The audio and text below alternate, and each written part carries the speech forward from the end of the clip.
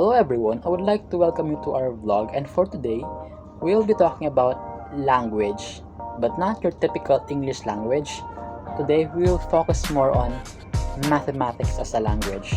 In fact, we will be digesting Ian Stewart's book entitled Nature's Numbers. But before we dig right into it, I'd first like to raise these questions. Had you ever been fascinated with the geometric shapes and patterns of a snowflakes? How is something so small and tiny very detailed?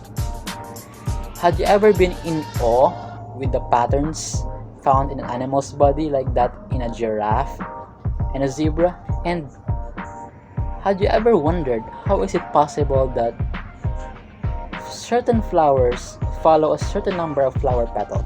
We often talk about mathematics being a language, but what does that really mean? Does it mean that it is a systematic code or something? Can you put it on a Google Translate? Fortunately for us, all of these questions will be answered by Ian Stewart. Together, let us discover how mathematics is considered the beautiful language of the universe.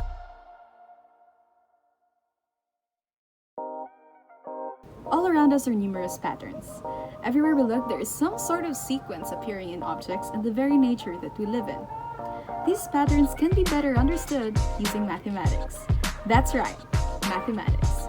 Now you might be surprised to hear that. Patterns with math? So let's dive in and see how the patterns of nature and math intertwine together. Let's call on for help from a few people, shall we? Hi there, beautiful people of the world. For this segment, we will be talking about numerical and categorical numbers. Now, let's talk about mathematics. When we think of mathematics, we immediately visualize numbers, right? Now, numbers are represented by many things. Numbers can be a representation of a region. Like here, Western Visayas is region 8. It can also be represented by food.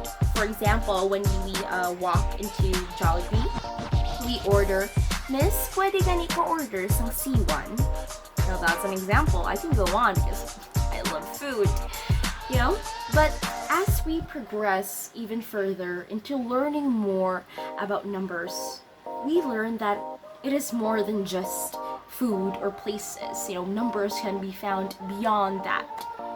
So numbers are everywhere around us.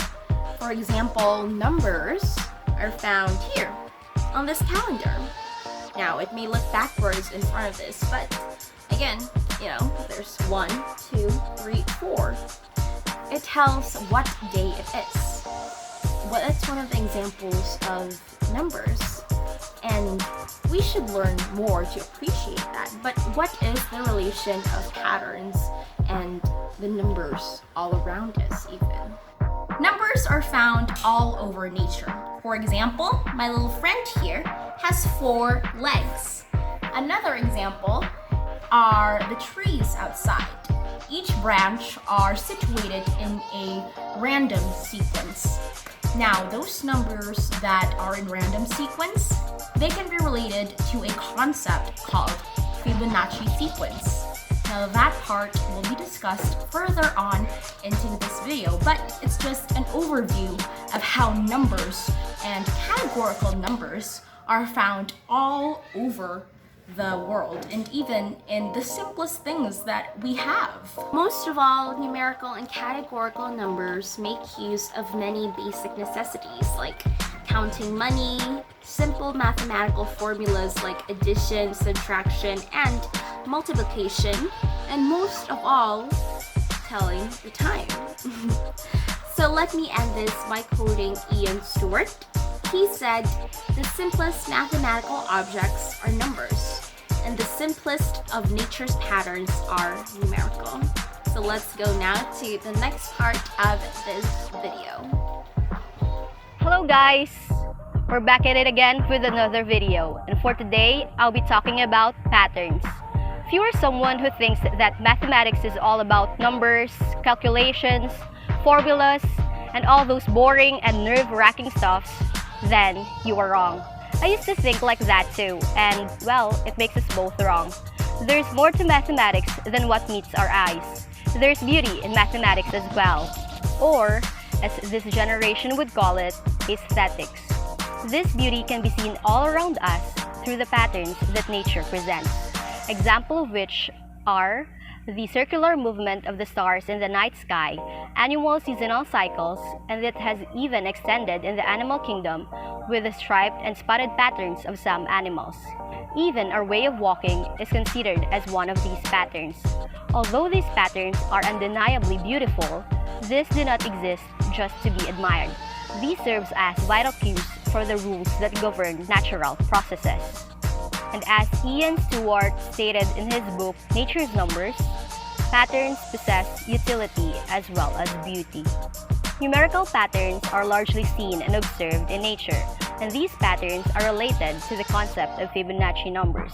When you step outside your house and you count the branches of a tree, you will notice that the branches are in alternating numbers, which in itself is a pattern, and this is observed in spiders and starfish as well.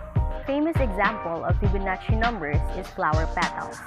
In nearly all flowers, the number of petals is one of the numbers that occur in the sequence 3, 5, 8, 13, 21.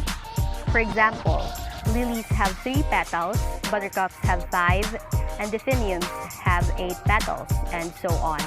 This is achieved by adding 2 consecutive numbers in that sequence, like 3 plus 5 equals 8. Another type of nature's pattern is the geometric pattern.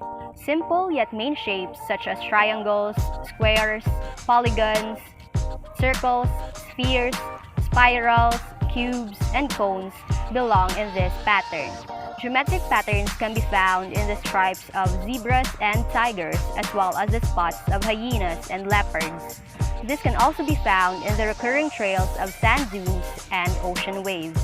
The last type is the movement pattern, a pattern that is seen in the prevalence of locomotion. An example wherein this pattern is observed is when the feet contact the ground in a predictable pattern when walking. That is all for this video, guys. I hope you learned a thing or two. See you in the next one. In a world where mathematics is everywhere, we must come to the start of its conception with the Fibonacci, the fractals, and the chaos. So these are patterns that can be seen in nature, and they are essential to the existence and innovation of mathematics as a whole.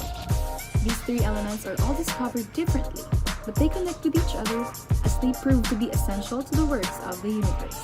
It starts off with the chaos theory, a theory wherein interesting patterns develop or can be seen from chaotic events such as hurricanes, tornadoes, or any unexplainable or complex natural event.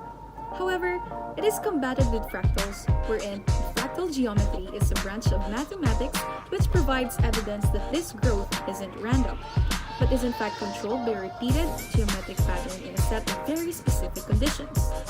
This is then linked to the Fibonacci sequence, because it showcases the wonderful golden spiral of the Fibonacci sequence, wherein the totality of the 3 elements creates a design that allows us to magnify its patterns to the highest level. It can be seen in cabbages, blood vessels, and many more. These 3 elements combined mathematically explain the existence or the figures of the natural elements of the world. They are connected to each other, just like how the world is formed due to chain reactions. Mathematics plays an important role in the exploration of the solar system. Without math, people would not be able to build telescopes, calculate trajectories for spacecraft, or even understand the orbits of the planet. In fact, mathematics is essential to all modern science and engineering. So in what ways mathematics is used for prediction? One of the ways mathematics was utilized is that mathematics has been used to predict the existence of the planet Neptune. The ice giant Neptune was the first planet located through mathematical calculation. Using predictions made by Urbain Le Verrier and Johann Galle, it was discovered the planet in 1846. The planet is named after the Roman god of the sea as suggested by Le Verrier. The initial use of mathematics in astronomy is counting entities, sources, or objects in the skies. Object may be counted during the daytime or nighttime. The most common uses of calculus is to find the rate at which the position of a moving body changes with time. The laws of planetary movement that are commonly used by astronomers to calculate orbits are derived using calculus. An astronomer who wants to send a rocket into space uses a calculus to work out how much fuel the rocket needs to accelerate the correct velocity. These are just some examples of the ways in which calculus and astronomy work together. Johannes Kepler's 3 laws of planetary motion. The first one is planet move in ellipses with the sun at one focus. The two orbits shows a circle with an eccentricity of 0.0, the other an ellipse with an eccentricity of 0.8. Circular and elliptical orbits having the same period and focus. Prior to this, in 1602, Kepler found from trying to calculate the position of the Earth in its orbit that as it sweeps out an area defined by the Sun and the orbital path of the Earth, that the radius vector describes equal areas and equal times, which is the second law.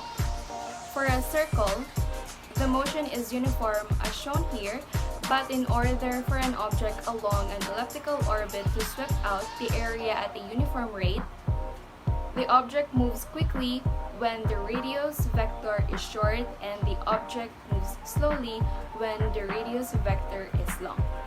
On May 15, 1618, he discovered the third law, which is the squares of the periodic times are to each other as the cube of the mean distance. This tells us that the planets that are far away from the Sun have longer periods than those close to the Sun. They move more slowly around the Sun.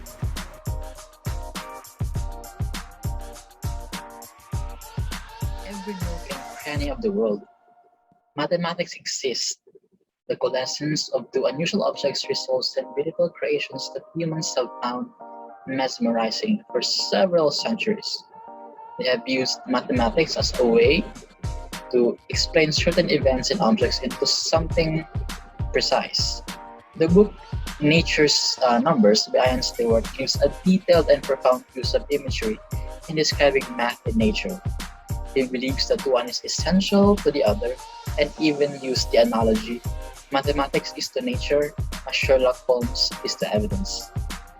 Stewart gave an introduction to the existence of mathematics in nature and how it had been essential to note that mathematics has always been present in nature prior to man's invention and discovery of it. During the entire duration of this video, we have elaborated and discussed about the fractals, the patterns, Kepler's theories, which are all results and products of mathematics. Ultimately, nature is wonderful in certain events and occurrences that have yet to be discovered. What we have just reviewed presented a very realistic explanation of the beauty of the nature together with mathematics.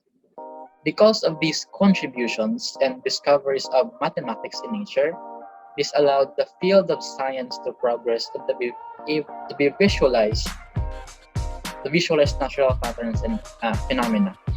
The world is still evolving, and we don't know the wonders that lie beneath the surface that we have barely scratched. Truly, mathematics is magnificent. Mathematics encompasses several fields and practical disciplines today. We could only hope for to make it better and to improve our knowledge regarding it. Thank you for watching, and that will be the end of this vlog.